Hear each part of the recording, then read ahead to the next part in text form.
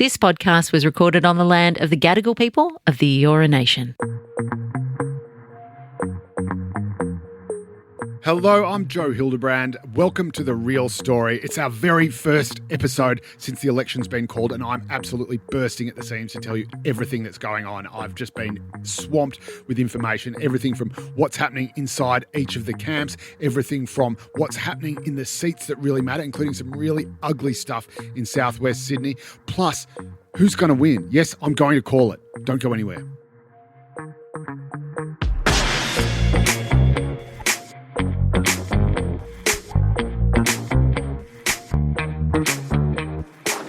So first up this week, and there's just been so much happening this week, I don't know what to put first, but I think Peter Dutton saying that he's going to fight Donald Trump has got to be right up there. Yes, the opposition leader came out on Wednesday morning and said he's going to go toe-to-toe with the US president. I love this stuff because what has been missing from this campaign so far has been macroeconomic reform and a cage fight. And we're not going to get the reform, so we might as well have the cage fight. And Peter Dutton is in this incredibly invidious, just unforgiving position where he just can't seem to move in one direction or another without getting belted by the left or the right. And we'll talk about that and how he is almost structurally incapable of sort of breaking out of this, well, this cage, if you like. That's why they call it a cage match. And that's why he's come out this week and said that he'll fight Donald Trump for Australia's interests. He'll fight on, these are the words he actually used. He will fight Donald Trump or any other world leader. And of course, it's reminiscent of Tony Abbott's fantastic pledge that he'd shirt front Vladimir Putin. So this is fantastic. Trump and Putin, both of them could be taken out by two Australian Liberal leaders. What fun times ahead. So why has Peter Dutton come out and said this? Well, the problem is that Peter Dutton has been identified with Donald Trump, for better or worse, by both his own side, the core of sort of hard right, if you like, supporters or solid right supporters on his own side, as well as the left, as well as the Labor Party, which have been trying to box him in that very same corner that his supporters are trying to put him in. Now, this was all well and good when Trump was riding high and pulled off the biggest comeback in US political history, came back and won the US presidency against all the odds, came back and won both houses of Congress, most of the governorships, a whole lot. Trump had just got an absolute clean sweep. It was the death of woke, remember? He was just single-handedly destroyed woke. Woohoo, freedom! And that was absolutely great then. At the end of last year, when Trump was riding high, Peter Dutton was riding high, and the government was on the ropes. Anthony Albanese was behind in the polls, Labor was behind in the polls, and you didn't even need the polls to tell you that. People were miserable. The cost of living crisis was just crunching people's finances. People were going backwards. We hadn't had a rate cut. We were going into Christmas, things costing more than ever, and things not feeling very Christmassy at all. But if a week is a long time in politics, 3 months is an eternity. And since then, Donald Trump has gone from being this great, fun, freedom fighter who we all kind of love, and if we don't love him, we love to hate him, to being someone who is an active threat to Australia's interests. He's whacked on not just tariffs on our steel and aluminium exports, which kind of aren't actually that much in the grand scheme of things, but still, it shows that the US isn't much of a friend to Australia when we've been the US's best friend in every war that they've had since World War II. So it's just, it's a bit hurt feelings. And now he's actually threatening to take on our pharmaceutical benefit scheme to basically force us to pay more money for life-saving medicines. And he's opened up a front on a whole range of other exports and imports between Australia and the US that could cause massive amounts of damage. And again, this ranges from financial damage to actually hurting our health when it comes to our subsidised medicines, which the big US pharmaceutical companies say, oh, that's anti-competitive, you can't do that. So suddenly Donald Trump has gone, and the numbers have actually flipped this way, from a sort of 60-40 people saying, oh yeah, he's pretty good for Australia, to 60-40 saying, no, this guy is bad news.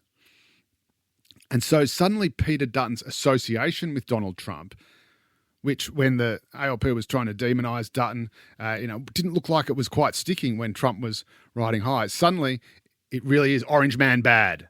And Donald Trump is seen as absolute poison for Australian politics. And guess what? Peter Dutton is still associated with him. So what happens then? Well, this is the thing. If Peter Dutton distances himself too much from Donald Trump, his base jump up and down and say, no, you've got to take a strong stand on something, pick some more culture wars. And they accuse him of being too close to elbow, saying, oh, you're just agreeing to everything the government does. Like he agreed to, guess what, the $8.5 billion in Medicare, very closely associated with those cheaper medicines as well. Like he agreed to the $150 power bill rebate. And then suddenly people say, oh, it's Me Too politics, it's Me Too politics. I actually said it was Me Too politics. And then Peter Dutton suddenly says, okay, then we're going to block your tax cuts. I was like, hang on a minute. You're going to back in all the other stuff and then block the tax cuts? Which party did you say you were from again? And this is what's happening with Peter Dutton. He's leaping from one decision and then to another decision on the opposite side of the political spectrum. And he's started to tangle himself up. He's starting to look like he doesn't really know where he sits politically, ideologically, even just sort of tactically in the middle of an election campaign. And it's kind of like he's kind of like that ball on a string at the end of a wooden bat where you just whack it away and it just comes straight back again to get whacked in the other direction. And it doesn't matter which way he goes, he still ends up pissing off either his base or middle Australian voters who don't like Trumpism and are very wary of importing it into Australian politics.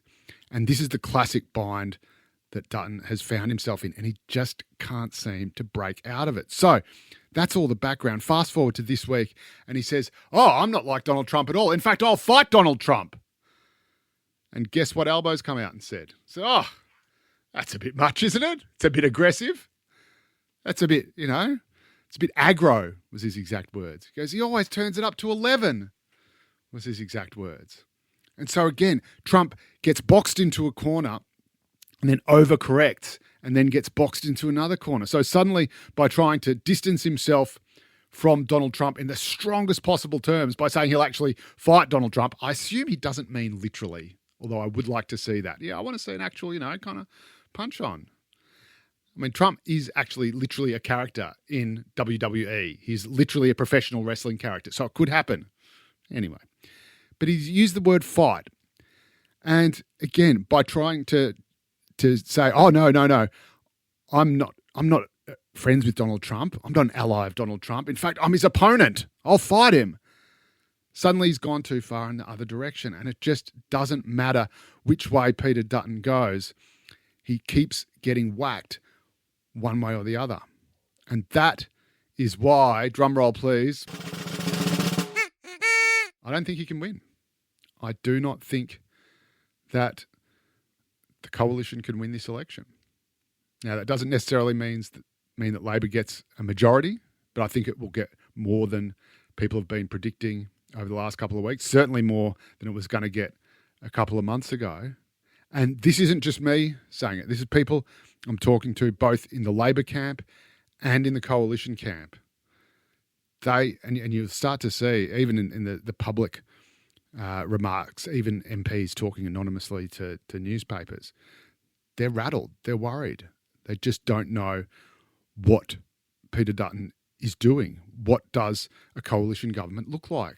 What does it stand for? Again, even if you just look at the Trump situation alone, and this is the thing, it's not really Peter Dutton's fault that Donald Trump is going around being this crazy, bad, erratic guy. I mean, that's just what Donald Trump does. The problem is that Peter Dutton was sort of aligned with Donald Trump, rightly or wrongly, in the public eye by his supporters and also by his opponents, his enemies. And that's all well and good. He can ride that when he's saying, I'm going to stand in front of nothing but Australian flags. You can soak up all the benefits of that when the going's good. But when the going's bad, you've got to cop it on the other side as well. Donald Trump's a bit like the Australian economy. When Scott Morrison's Prime Minister, it's all his fault. But when you're the Prime Minister, it's all your fault. You can't blame the other side for something beyond their control happening and then not expect to be blamed for it yourself. And that's what Peter Dutton is suffering under Donald Trump. Trump doesn't even know he's doing it, of course. He's just running away, throwing rocks in ponds all over the world. It's Liberation Day, by the way, as we record this. So we're going to find out whether or not Australia gets an exemption from some of these tariffs. And again, because of the time difference, as we record this, we don't actually know. I don't actually know what is going to happen. But either way, and again, this is where politics is often just about who has good luck and bad luck. Either way, Albo wins. Because if Donald Trump carves out an exemption for Australia, then it looks like the government has achieved a breakthrough and they've done a really good job. Yay, Australian government. Who's the Australian government? Well, it's Prime Minister Anthony Albanese and Labor. So they win. And if we don't get the exemption, then Trump is even more of a bad guy and is even more toxic in this election campaign, and therefore is even more problematic for Peter Dutton, because of course Dutton is the one who is associated most with Donald Trump. I mean, and again, this is bad luck to some degree, but it's also something he courted. He said when we didn't get the tariffs in the first place, the tariff carve out in the first place, he said, I could have gotten a deal. I could handle Trump much better. You know, I can speak his language. So again, he's associated himself with Donald Trump and said he could get a better deal from him because, they're such good friends or two like minds, whatever. But suddenly when Trump's the bad guy, when he's the boogeyman, oh no, I'll fight him. He's just trapped. It's a classic kind of, I want to say kind of rope-a-dope. But that's more when you're sort of on the ropes and you just let, Muhammad Ali, George Foreman, you just let your opponent wear himself out. Maybe that is what they're doing a bit with Peter Dutton. But it's almost like you've literally got a dope on the rope and every way, you belt him one way and he goes off in that direction, then he comes back and then he goes off in the other direction. And no matter which direction he goes, he keeps coming back, like that ball on a string for another whacking. Now, is that fair? No. It's just politics.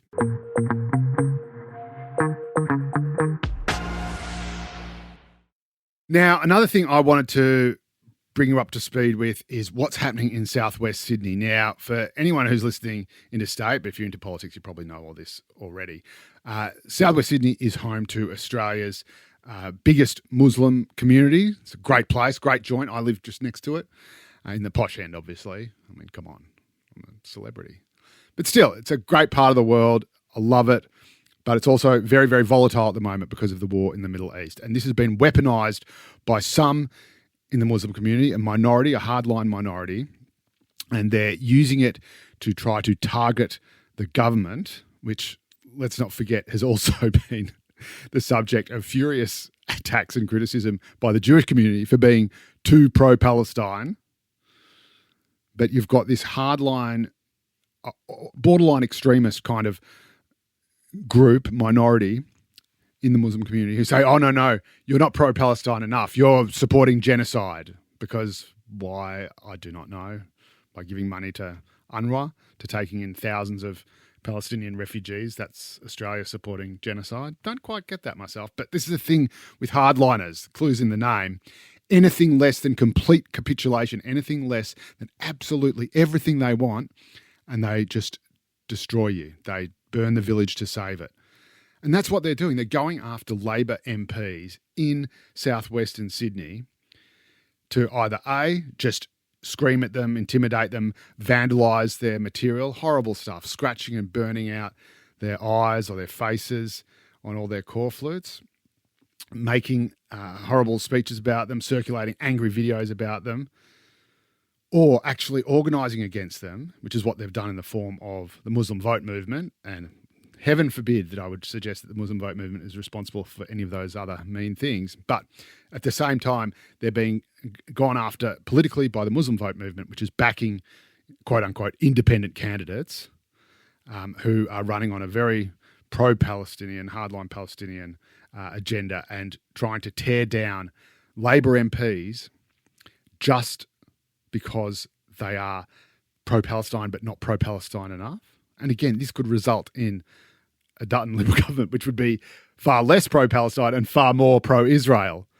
But again, when you're a crazy hardliner, you don't really care about that sort of stuff. It's not about what the rational result is. It's just about, I don't know, ask the Greens. They know what to do. Point being, they're going to kill off someone who is an ally of the Muslim community, potentially replace them with a government led by someone who is much, much, much more pro-Israel and much more sceptical about Palestine and the Palestinian cause. And again, for what purpose, this makes absolutely no sense. But it is happening, and I reported on the fact that weeks ago, the Muslim vote representatives were actually in talks with the Liberal Party about putting Labor last. So both the Muslim vote and the Liberal Party, as part of these discussions, were talking about putting Labor last on the ticket. And that means that in Tony Burke's seat of Watson, for example, the Muslim vote candidate could actually win even with a primary vote of just 15 or 20%, which according to their polling, I'm told, is about what he's sitting on or was sitting on before yours truly reported on this. Anyway, so if the Greens drop out first, which they would, all their preferences would go to the Muslim vote. Then if the Liberal Party dropped out underneath the Muslim vote candidate, and if the Liberal How to Vote card had the Muslim vote above Labor, then the Muslim vote candidate picks up all their preferences, and that combined vote, i.e. the Greens, the Liberals and the Muslim votes, if that adds up to more than 50%, it doesn't matter if Tony Burke has a primary vote of 49%, and last time around he got a primary vote of about 51%. So if he takes a bit of a haircut, drops below 49, they could still win. All those other votes combined could still beat him. And I can tell you, he was genuinely worried about that. And Labor was genuinely worried about that. And Jason Clare, another big senior figure. I mean, these are senior cabinet ministers. Tony Burke is even a potential future prime minister in safe, or once were safe Labor seats. And they could be knocked off by these sort of rogue, independent Muslim vote-backed candidates. So this would have been an existential threat for Labor. But anyway, since that little article got published a few weeks ago, it seems the Libs have changed their mind. They realised that it wasn't a particularly good look to be saying how they stood in solidarity with the Jewish community and they had their anti-Semitism action plan, while at the same time doing preference deals with the most anti-Israel movement in Australian politics. So in their infinite wisdom, and I think there's every chance that Peter Dutton didn't even realise this was going on. It was being facilitated sort of at a local level and by the figures in the New South Wales Liberal Party, which is dominated by the very moderate branch as opposed to the more centre-right faction dominated by Peter Dutton.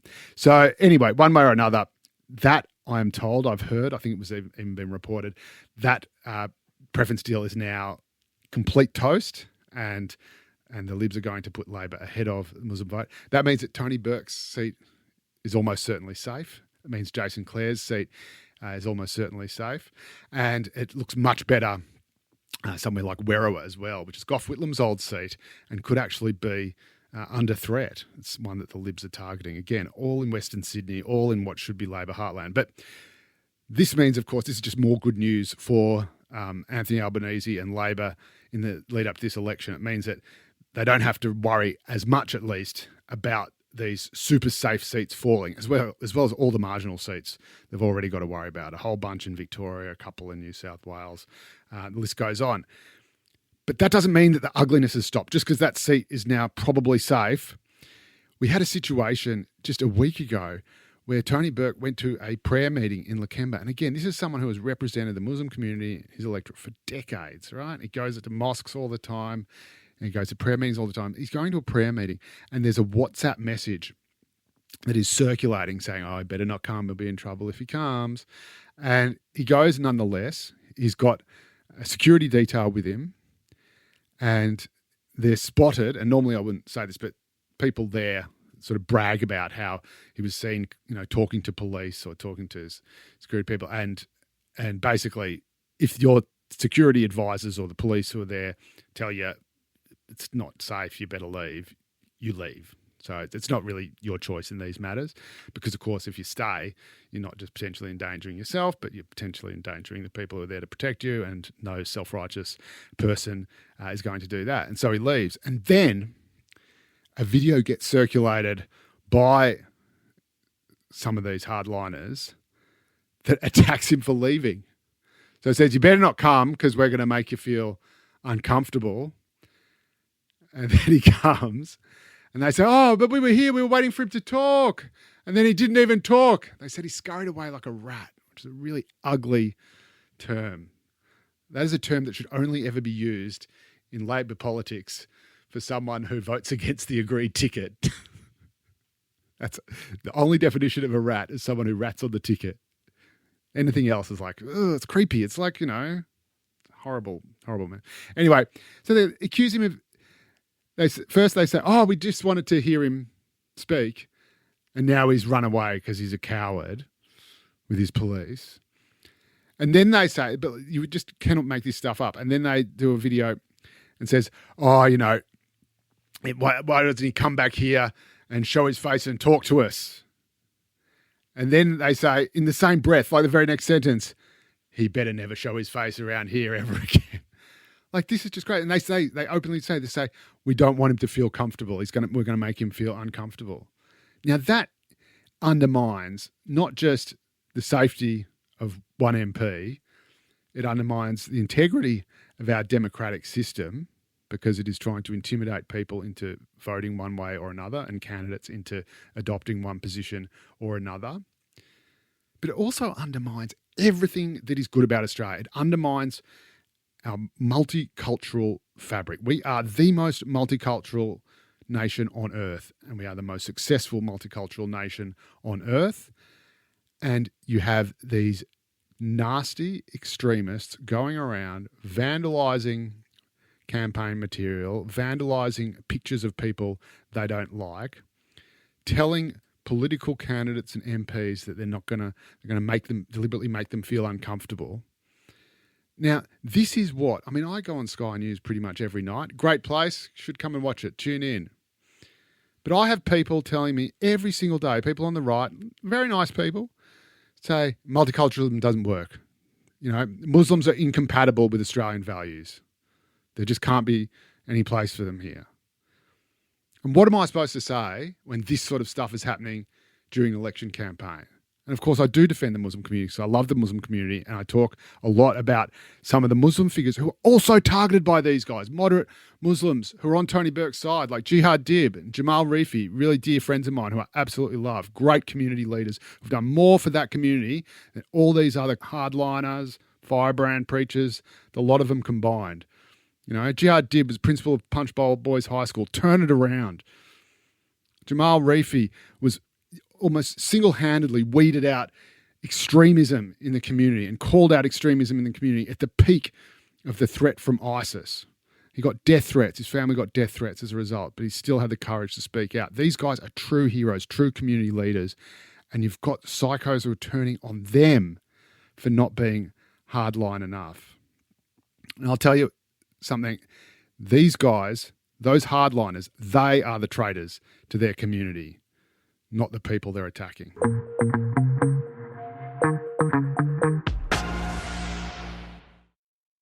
Now, this is, of course, the first episode of The Real Story of the election campaign.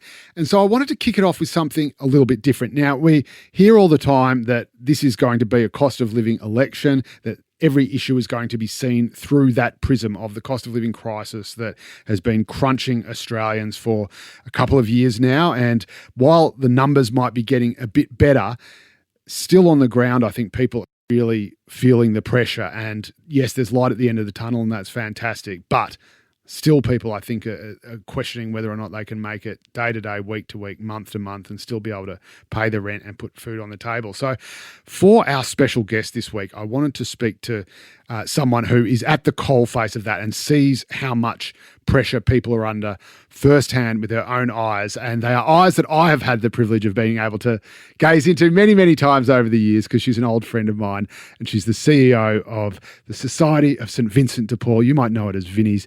Yolanda Saiz, how are you? Welcome to The Real Story.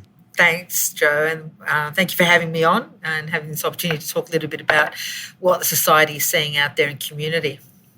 Look, it's always a pleasure. As you know, I absolutely love you and I love the work you do, and I'm always literally reduced to tears when I see the impact that you have.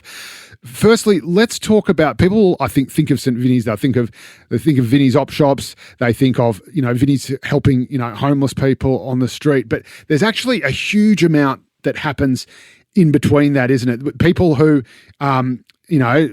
in inverted commas, normal, ordinary, everyday people who are suddenly right on the precipice of a financial crisis. Tell us what you're seeing. Yeah, look, Joe, really across New South Wales, we have a huge number of volunteers, members working in community in about 400 communities across New South Wales, providing that early intervention. So helping people with bills, putting food on the table, keeping the lights on, keeping a roof over their head. If it wasn't for that intervention of our members and volunteers, there'd be a lot more people, living in homelessness.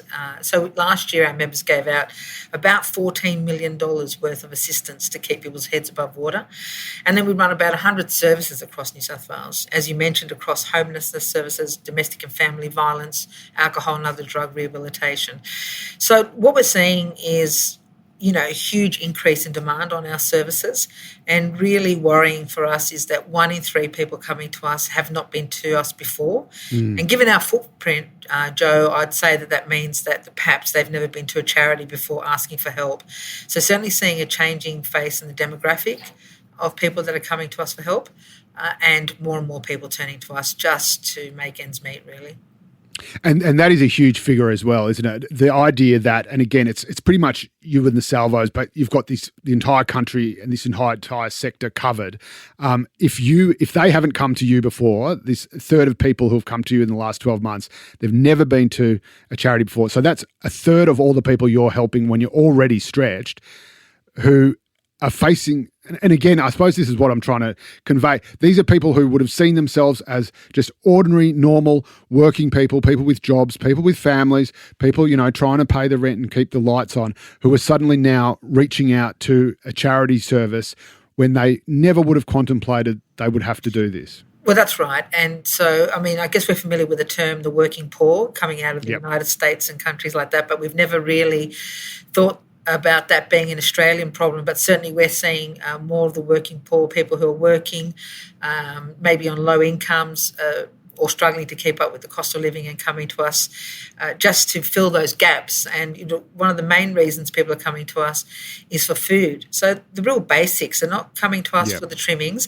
but I guess what they're saying is, well, if Vinnies can help me with the food and maybe a bill here or there, I can keep a roof over my head, because I think people are very fearful of losing their rental accommodation or their housing that they might be in, because they know it's going to be near impossible, particularly if they're on low incomes, to find housing in the current environment. That's right. And this is the extraordinary thing. There is, and the statistics are absolutely terrifying, but people are literally going hungry, literally going without food, and adults are often going without food so their kids can eat, or people just going hungry, full stop, so they can afford to pay the rent, so they can literally afford to keep a roof over their head, because in a sense, and it's horrible to say this in a country like Australia, the food is negotiable. You can, but if you get locked out of housing in the middle of a housing crisis, that's it. You are literally on the street, and that is even more terrifying than going hungry. Well, that's right, because really, if you're looking at that conundrum in your family, you can make food stretch, or you can get help with food from organisations like Vinnies, and as you said, terrible choices being made around the table where parents are foregoing meals, and we know that the data shows that's happening in Australia, so that their kids can have meals. Kids turning up to school having not had breakfast, perhaps not even having lunch to take to school. And I think they are making that decision to say, well, what's the lesser of two evils? And I do need to desperately keep my rental. So the majority of my income or government assistance is going to go to keeping a roof over my head, which is critical and essential at this time. And what we know is that we're not the only charity helping out with food. So that's really should be shocking to Australians that so many Australians are living below the poverty line, and that so many Australians are having to rely on charity simply to put a meal on the table for themselves and their kids. And that should be shocking to us. And I hope that people don't become blasé to the fact that too many Australians are living that situation today.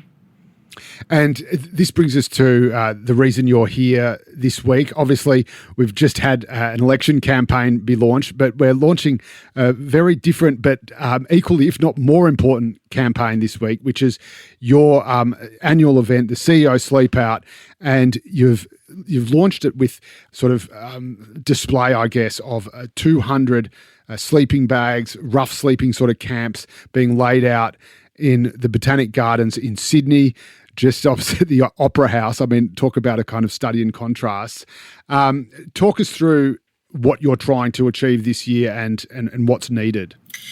Joe, every year is really critical because the funds that we raise at the Sleepout go directly to our frontline homeless services. So we know that our homeless services, again, are under enormous pressure. Our turn-away rates are higher than ever.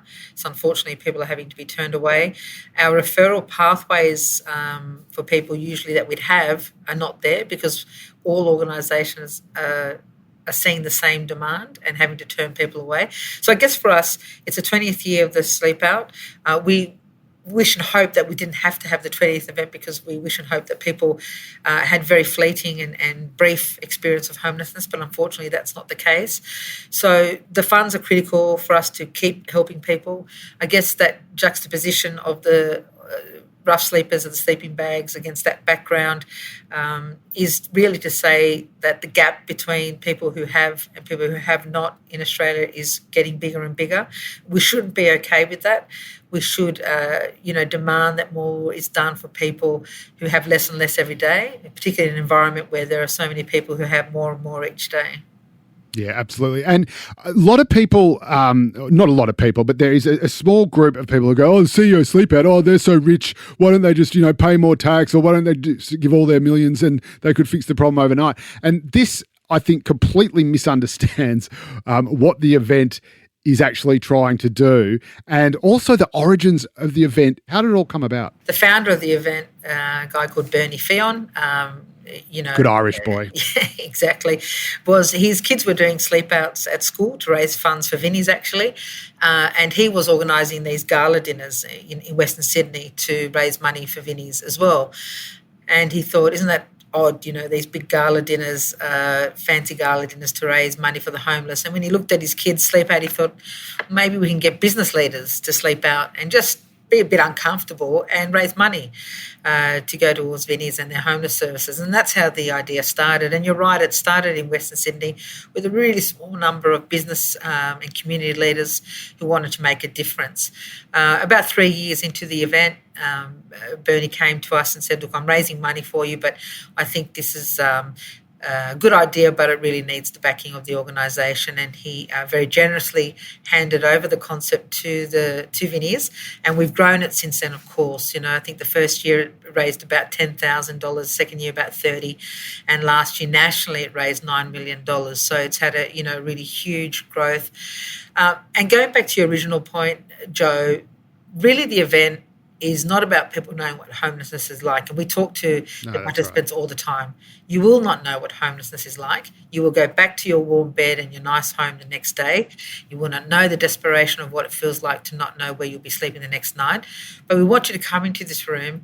We want you to listen to the stories of people who've been homeless, and we do that every year, and they have the privilege of listening to those stories. We want you to learn a bit more about the issue, and then you're going to sleep outside and be a little bit uncomfortable just for one night, and maybe while you can't sleep because it's cold and the floor is hard, you'll reflect on the stories you've heard earlier in the night, and you'll have a bit more empathy and take that back to your workplaces, take that back to your family. So look, people can be critical of events. It's really an experiential event. It's meant to teach people something about homelessness. It's meant to put a spotlight on it and raise really important funds so we can help people who are actually homeless. And there's all sorts of people at the CEO Sleepout, people who own their own businesses, CEOs of large organisations, CEOs of washed-up journalists. I wasn't going to say that. Journalists. There's people who are from C-suite, so who are leaders in their organisation. There's community leaders, politicians. So there's all sorts of people who just want to make a difference. And as we often say, I know because I'm there every year, but it's not about sort of homelessness cosplay. It's actually about having a captive audience so that you can put these people who have this connections in industry who have the money, who have the influence, and you can put them, a homeless person or someone who has experienced that, because of course once they've seen you, they've been helped, but put them in front of that and say, right, actually, this is what it's like, and this is what you need to do. And so it's an incredibly moving experience. And it's also, it's not just a publicity stunt, is it? This is Vinnies' biggest fundraising event. You raise more money from this event than any other event that you do. So it's really important that people actually plow money into it. That's right. That's right, Jay. It's our biggest fundraiser, and really it enables us to open more services and to run the services we have and to meet the growing demand. Because, of course, the cost of living even affects charities in the sense of it costs us more to provide care, it costs us more to provide assistance to people, and we have also the challenge of more people coming to us. So all these funds are really critical. The CEOs or the business leaders, community leaders know, we tell them, you do not know what it's like to be homeless. This is not about that. This is about you having a little bit of discomfort for a night, but actually for you to reflect on the things you've heard during the evening, and maybe instead of crossing the road when you see someone homeless, actually engaging in conversation, going back to your workplace and talking to your staff about why it's important that you care about social causes, and then obviously raising critical funds. So I think for everyone who's been to the event, they get that. They get what it's about, and they really walk out of there with the stories of those people who've been brave enough to share their stories, and they're the things that resonate for the participants in the event. And Yolanda, that's a beautiful exposition. It's a great Catholic guilt trip, which I know is the speciality of Vinnies and also my mother. If people want to alleviate, they've been horrified by the scale of this problem, obviously, that could be affecting people they know without them even knowing it. How can they unburden themselves of this guilt? How can they buy their way out of purgatory and donate to Vinnies? Where can they go? Thanks, Joe. So look, if you're a business leader or community leader, we encourage you to participate, and you can do that going to the CEO Sleepout website at ceosleepout.org.au. If you want to make a donation to support our work, go to vinnies.org.au and you'll easily find the donate button, and that will help us provide care. Last year, our members provided care to 100,000 people, our vans provided care to another 100,000 people, and our services provided care to about 30,000. So about 230,000 people across New South Wales that we helped last year, keeping them out of really bad situations getting worse. Oh, God love you, Yolanda. Godspeed. I'll see you at the Sleepout, see you at the lodge, and take care. Thanks for joining us. Thanks, Jay. Thank you. And that's all we have time for this week. Thanks so much for your company. I hope you've enjoyed it as much as I have. We'll be back next week with more astounding revelations of what's really happening below the rug of Australian news and politics. In the meantime, flick us an email, therealstory@novapodcast.com.au if you've got any questions, any criticisms. No, that's obviously hypothetical, as if you would. Any comments, how much you love the show, anything you'd like us to look into, anything you want to know more about. And of course, if you want to hear more of what I've got to say, you can read me every Monday and Saturday in the various News Corp mastheads. Give us a like. And that's all from me. I'll see you next week.